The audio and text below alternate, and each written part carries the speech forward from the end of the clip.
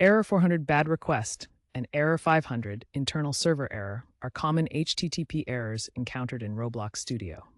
Error 400 indicates a problem on the client side, meaning the data sent from your studio to Roblox's servers is invalid. This could be due to malformed API calls, corrupted game files, or unauthorized access attempts. Error 500, on the other hand, signifies a server-side issue.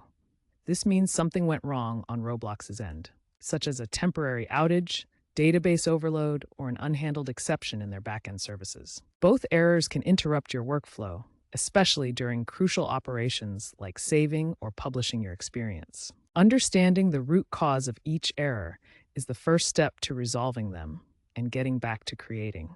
Fixing these errors requires different approaches. For Error 400, start by verifying the data you're sending.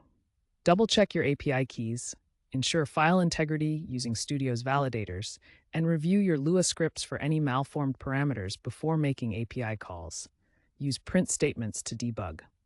Restarting Studio and clearing its cache can also resolve the issue.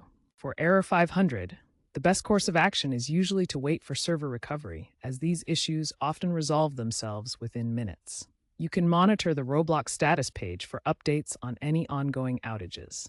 If the problem persists, retry your action. Roblox Studio has implemented some automatic retry mechanisms. Remember, as lead engineer Alex from Roblox HQ mentioned in 2025, 400 errors are often preventable with better coding practices, while 500 errors are generally recoverable due to Roblox's robust failover systems.